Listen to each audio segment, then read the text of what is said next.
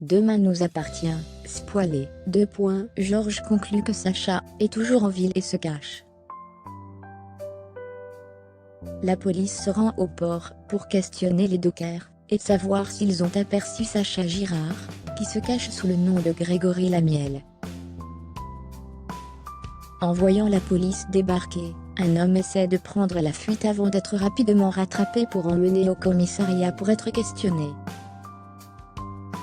Après avoir été un peu cuisiné par Martin et Sarah, il avoue qu'il a vendu un billet à Sacha, mais il communiquait à distance par téléphone, et il ne savait pas donc qu'il s'adressait au criminel. Quand l'homme a reconnu Sacha, il demandait de payer le double de ce qui était prévu pour couvrir les risques pris par le passeur. Seulement Sacha a refusé, et une bagarre a éclaté, suite à laquelle l'homme a poussé Sacha du quai, en plein sur les rochers.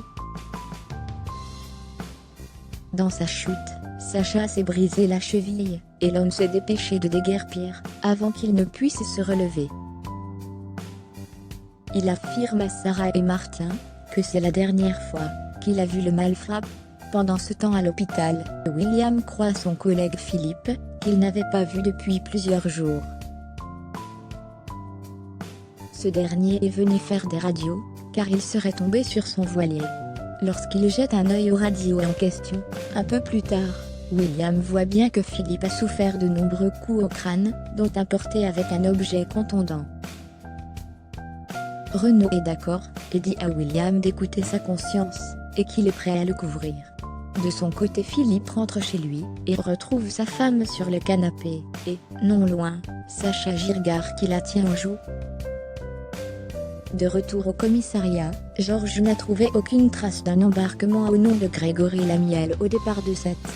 Ils ont conclu que Sacha est toujours en ville, et qu'il se cache quelque part.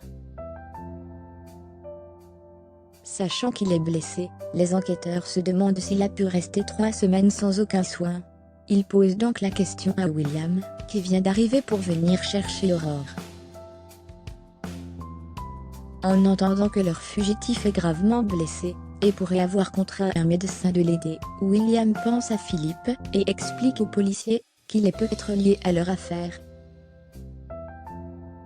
Seulement quand la police débarque chez Philippe, il le trouve ligoté, avec sa femme, et le médecin leur apprend que Sacha a pris la fuite. De son côté, Dan se rend chez le procureur qui liste tous les reproches que sa femme lui fait pour obtenir la garde exclusive de Mathis, pendant que le jeune garçon passe en visite médicale avec Benjamin. Le médecin se rend compte que Mathis a une énorme charge mentale, et s'occupe de beaucoup de choses chez lui pendant que son père, qui a 2 jobs, travaille.